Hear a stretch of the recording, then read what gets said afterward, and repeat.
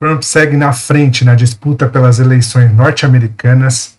Marco regulatório é criado por congressistas do estado da Pensilvânia, nos Estados Unidos da América.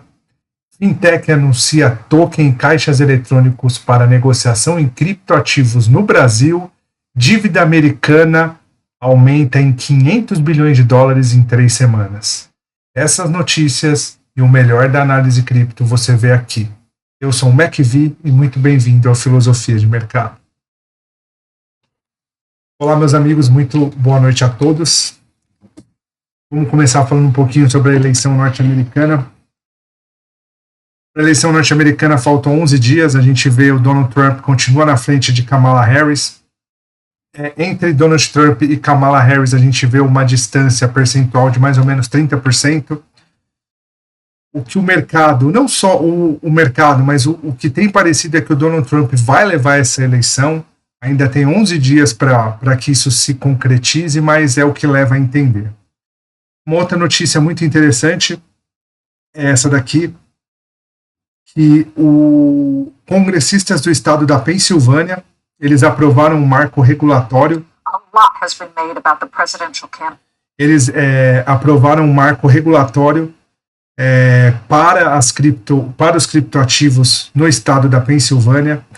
Para quem não sabe, os Estados Unidos da América ele adota um sistema democrático onde os estados eles são autônomos. Então, quando o estado é autônomo, ele tem autonomia de determinar alguns quesitos da sua legislação, desde que essa legislação não fira o tratado constitucional.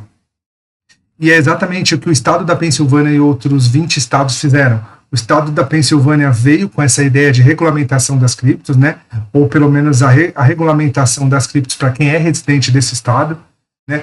Nessa regulação a gente vê que eles vêm dando total direito aos residentes da Pensilvânia e que detenham criptoativos, assim como eles querem garantir um maior direito para quem utiliza Bitcoin para negociação. Isso é uma notícia muito boa, porque a gente vê não apenas os criptoativos de forma geral, mas o Estado se alinhando com essa ideia dos criptoativos, o que vai fazer com que cada vez mais a credibilidade dos criptoativos seja maior e que os criptoativos tomem uma proporção ainda maior no meio econômico.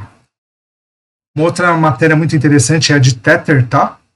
TetherUSD. TetherUSD é uma plataforma que ela é habilitada para blockchain, né? E ela vem com uma ideia inovadora aqui no Brasil, né? Pelo projeto deles, até 3 de novembro, eles vão iniciar 24 mil caixas eletrônicos e vão poder possibilitar que pessoas negociem em criptomoeda por meio desses tokens instalados nesses caixas eletrônicos.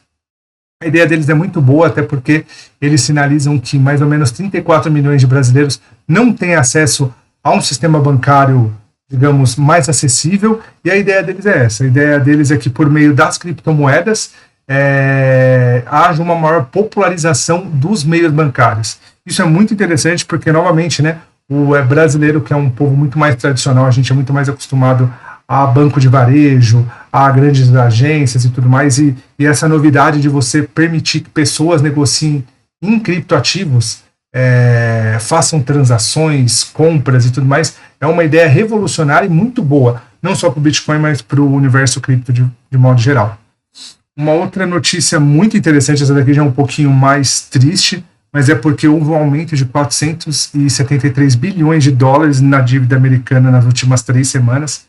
A última vez que eu mostrei para vocês o US Debt Clock, eu falei que mais ou menos a cada 100 dias a dívida americana estava aumentando em $1 trilhão, ou seja, mais ou menos 90 e poucos dias, e o que a gente vê é uma notícia triste. Por quê? Porque em apenas 21 dias ela já atingiu quase 500 bilhões de dólares, né? Isso mostra o quanto a dívida americana tem aumentado, o quanto ela tende a aumentar, né? Quando a gente analisa a arrecadação federal americana, a gente vê que está na casa de 5 trilhões de dólares, enquanto os gastos norte-americanos estão na casa de 7 trilhões, ou seja, tem 2 trilhões de dólares aí que não tem lastro, ou seja, é pura e plena impressão de dinheiro mesmo.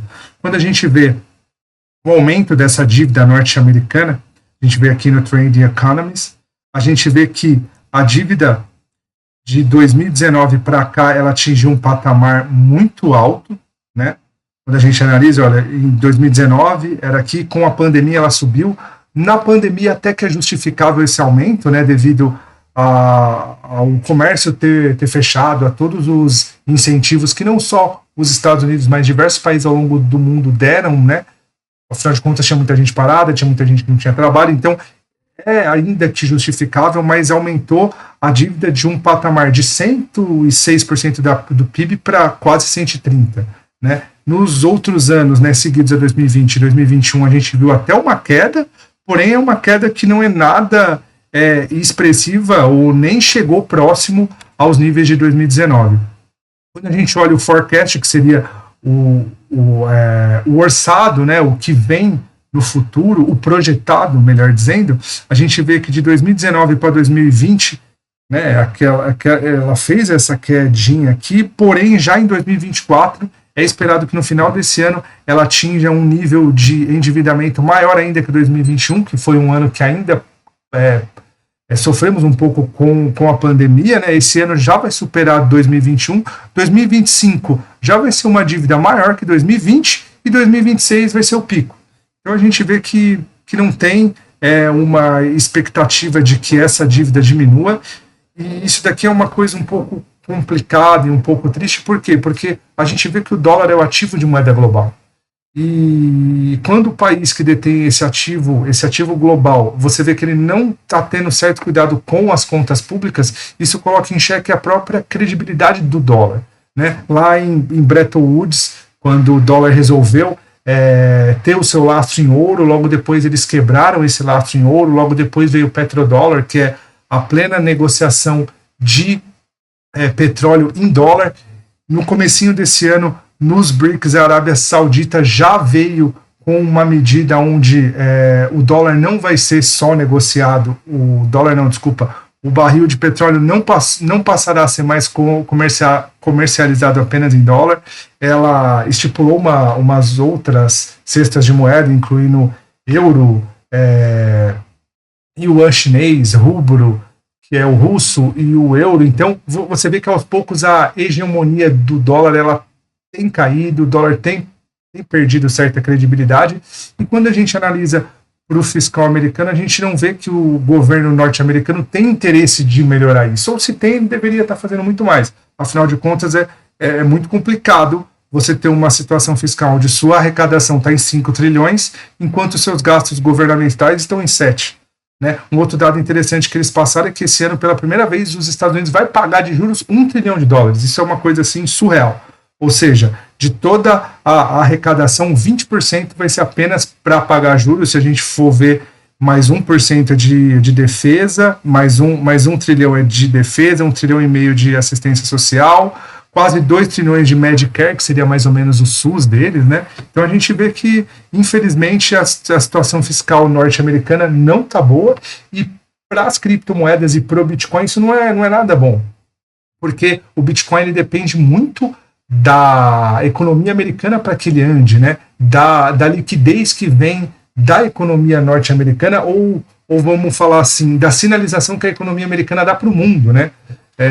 Hoje, quando a gente analisa a taxa de juros, quando a gente analisa qualquer coisa, muitas vezes a taxa de juros ou um indicador americano tem mais impacto aqui no Brasil do que o nosso próprio indicador doméstico. Imagina isso para as criptos, que não tem um Estado, que não tem nada, que ela é simplesmente regulamentada pelo mercado, pelas ações de mercado. Né? Então isso é muito mais complexo. Vamos analisar agora as criptomoedas, né? Vamos começar olhando SPY, o S&P 500, né? Quando a gente analisa o SPY, a gente vê essa linda tendência de alta no SPY. O SPY está desde 17 de setembro, está numa subida muito bonita. O SPY subiu, está fazendo uma correçãozinha exatamente em cima do topo anterior. Eu acho que o SPY tende a cair mais, tá? Ele fez uma subida aqui assustadora de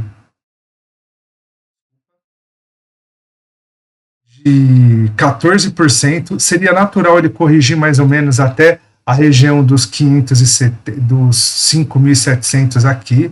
é mais ou menos na cabeça do pivô. Então, qualquer correção de SPY até aqui seria normal, apesar de que vai ter muita gente falando que não é, que a economia americana está em crise. Ainda é meio cedo para a gente falar em crise, mas não, isso daqui é extremamente aceitável. E, como eu falei do impacto do SPY em Bitcoin, se nós vermos essa correção, consequentemente, Bitcoin e as outras criptomoedas tendem a não andar, ou tendem até a dar uma certa caidinha.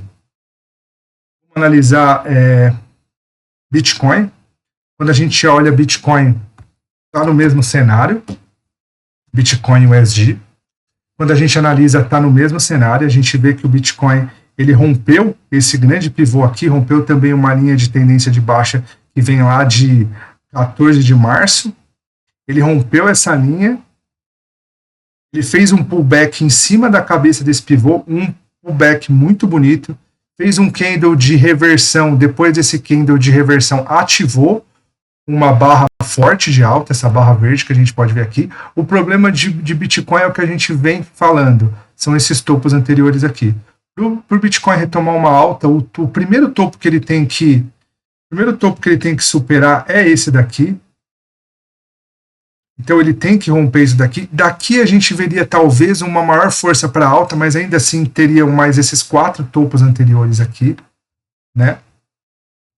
Então, quando a gente analisa, tá bonito, tá numa posição bonita, só que não tá na melhor posição para compra ainda. O ideal é a gente esperar romper essa região, depois que romper essa região, buscar por um mesmo padrão desse daqui, só que aqui em cima. Quando a gente analisa Ethereum, Ethereum. Quando a gente analisa Ethereum, a gente vê que Ethereum está numa consolidação aqui, está numa região de fundo, ele está consolidado, né? Vamos traçar um retângulo aqui para a gente ver melhor. Ele está consolidado. O Ethereum, eu falei para vocês que ele já tinha pivotado, né? Ele já estava em uma tendência de baixa, muito forte, olha. Topo, fundo, topo mais baixo, fundo mais baixo, já é uma tendência de baixa. O Ethereum, para ser bem sincero para vocês, para que a gente veja uma alta nele, ele vai ter que fechar com um candle acima dessas regiões aqui. Se não fechar um candle aqui, vai ser difícil a gente ver alta. Da forma como ele está, se o Ethereum perder essa região de mínimas aqui, ó, mais ou menos nos 2.433, eu acredito numa queda mais expressiva para Ethereum, tá? Principalmente pelo gráfico que ele tá, tem uns topos anteriores aqui, mas ele tá muito mais forte para uma queda do que para uma possível alta. Claro, no mercado tudo pode acontecer, mas se a gente analisar o price action, o que dá a entender é isso. A gente olha BNB e USD, a gente também vê uma consolidação, né? Uma consolidação que vem lá de março de 2024. Não à toa, quando o Bitcoin começou a sua queda, né? Começou a consolidação de Binance, né? Olha, aqui foi dia 14 de março, quando a gente analisa a Binance, 15 de março. De lá para cá, como o Bitcoin não andou, já que ele é o benchmark, vamos falar assim, das criptomoedas em geral, a gente vê que Binance também não andou, né? Tá nessa região de consolidação, tem um imã de atração dos preços aqui, por isso que a gente vê o preço se distanciando e voltando para essa região, tanto para cima quanto para baixo. Para que a gente acredite na Binance, ela tem que quebrar todo esse padrão aqui. Então, a melhor forma de a gente ver altas em Binance, vamos fazer uma projeção bem otimista. Talvez se Binance romper isso daqui, romper esses últimos topos aqui, eu vou até colocar como retângulo para ficar um pouco mais fácil de a gente ver. Rompendo essa região aqui, é que talvez a gente veja uma possível alta. Por quê? Porque o próximo topo está lá em cima. Então a gente vai ter condições de, após Binance romper aqui, fazer um padrão de reversão aqui, ela vai ter um upside de 626 dólares para 715 dólares. É um upside bem interessante, mas para isso a gente precisa esperar que ela rompa essa região. Vamos ver Solana. Solana, queridinha de muitos. Eu também sou suspeito, porque Gosto muito de Solana. Solana demonstrou muita força nesses últimos dias, né? Quando a gente analisa aqui, ó, a gente vê que Solana, desde o rompimento desse pivô aqui, ó, ela vem forte. O rompimento se deu por esse candle aqui, ela vem forte. A partir daí, quase 5 dias de alta, né? Solana tá merecendo um novo recuo, um novo pullback para descansar, tá? Ela tá subindo, ó, foram 5 dias de altas, mas ela tá subindo desde o dia 18 de outubro, né? E pela ciclicidade do mercado, tá no momento de Solana dar uma recuperada para depois ela pegar fôlego e vir para tentar romper esse topo aqui. Solana romper nesse topo aqui é que vai abrir possibilidade de compra, tá? Claro, desde que o Bitcoin também ande, afinal de contas, a liquidez maior do mercado cripto vem de Bitcoin. Então, é aguardar também. Por enquanto, não há muito o que fazer, esperar um recuo. Qualquer recuo em Solana, assim como em Bitcoin, não é o fim do mundo, tá? A gente precisa esperar, porque ela precisa recuar para uma nova retomada. XRP, a queridinha dos donates aí da campanha norte-americana, né? Kamala Harris recebeu 10 milhões de dólares, Donald Trump 7 milhões de dólares, né?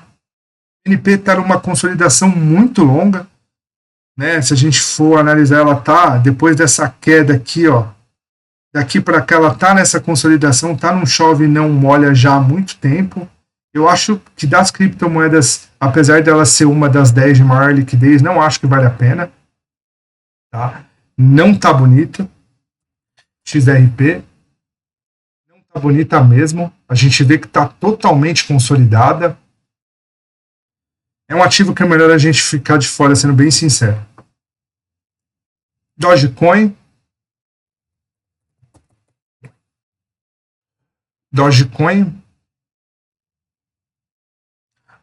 demonstrou uma força muito forte depois de ter rompido esse canal de baixa. Esse canal não, essa LTB aqui, essa linha de tendência de baixa, né?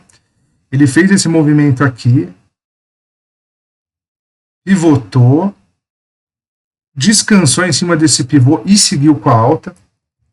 Dogecoin fez um movimento muito bonito, mas eu acho que está um pouco esticado, tá? Está um pouquinho esticado, já vem subindo há vários dias, né? Subiu praticamente, ó, de 11 de outubro a 19 de outubro, ou seja, 8 dias, e agora está consolidando de lado. Apesar de essa consolidação já ser de 5 dias, eu acho que tem espaço para mais consolidação, para depois ele retomar essa alta, né? E claro, o mais importante também seria ele romper esse topo aqui. Se Dogecoin ficar aqui de lado e romper depois dessa consolidação aqui, vai ser um sinal extremamente altista, mas para isso a gente precisa esperar um pouco mais, tá? Lembrando que o topo a ser rompido é esse, então vamos deixar aqui marcado e vamos esperar ver o que acontece nesses próximos dias. Vamos ver Tron. Tron era uma criptomoeda que estava muito bonita, mas muito bonita mesmo. Quando a gente analisa o gráfico diário, a gente vê o quão forte ela tá? Ó, ela rompeu esse pivô aqui gigantesco, ó. Nós tínhamos esse pivô aqui. Ela rompeu essa cabeça desse pivô, o que abria a possibilidade para a Tron ir lá em cima. Ela já até cumpriu esse alvo aqui em cima. Mas ainda assim, por ter só esses dois topinhos anteriores, ela tem espaço para mais upside. No começo da semana a gente alertou sobre esse 9.1 aqui que estava muito forte. Ela subiu na terça-feira, no dia de ontem ela consolidou, vocês podem olhar o vídeo de ontem, e hoje ela fez essa barra elefante muito bonita. Olha, Tron é uma das criptoativos, um dos criptoativos mais bonitos. Se Bitcoin estivesse numa situação melhor, Tron estaria ainda mais forte. Tá? Vale muito a pena a gente ficar de olho nele. Só que agora ele está um pouquinho esticado, já não vale mais a pena entrar. Quem entrou aqui fez um belo trade, parabéns. Daqui para cá já está dando uma alta de quanto? De praticamente 4%. Ou seja, meio ano de renda fixa em 4 dias, parabéns. Trade muito bonito. Cardano. Cardano é uma das minhas preferidas, gosto muito de Cardano, mas Cardano a gente não pode apelar para o emocional, ainda mais no universo cripto, né? Mas Cardano está consolidada, não só consolidada, ela vem de uma tendência de baixa, né? Muito forte. Quando a gente analisa aqui, a gente vê topos e fundos descendentes, né? Depois de se manter em topos e fundos descendentes, ela faz uma consolidação aqui muito forte.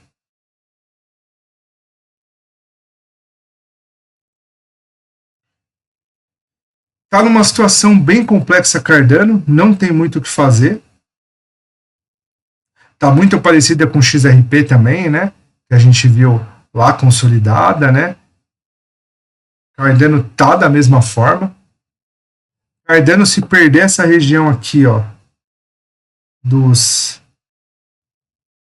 se perder esse fundinho aqui, ele pode abrir, pode não, né? Se perder essa região dos 33,10, ele abre espaço para mais quedas, onde pode ir lá buscar a região dos 28, pelo menos, né? No fundo deixado por essa última sombra. Então é isso. Cardano não há muito o que fazer. Das mais bonitas que a gente viu, Tron tá indiscutivelmente, tá linda, um ativo muito bonito. Quando a gente analisa o semanal, a gente vê melhor ainda como a tendência de Tron tá bonita, né? Quem pegou Tron aqui, ou até mesmo quem pegou no 9.1 que a gente alertou, são lindos trades. Mas ainda assim, Bitcoin tá no topo, Bitcoin está num topinho, está numa região de resistência que com certeza vai ter muita força vendedora, então a expectativa é que chegando aqui, não só Bitcoin, mas todas as moedas caiam. O que a gente tem que fazer é esperar. Se chegar aqui nessa região e ele romper com força, você pode ter certeza que Tron vai para a Lua. E é esses movimentos que a gente precisa ficar de olho. Então, as duas queridinhas de hoje seria Bitcoin e Tron. Vamos ficar de olho nelas e vamos esperar, quem sabe, extrair o melhor delas, ainda mais se o Bitcoin ativar esse bull run que a gente espera. Então, amigos, por aqui é só. Eu gostaria de agradecer a todos pelo tempo que disporam, tá bom?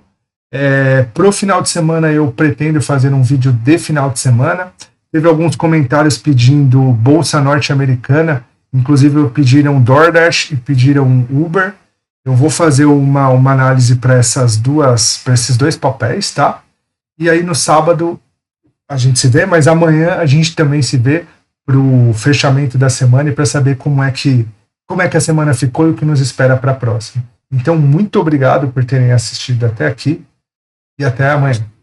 Um abraço.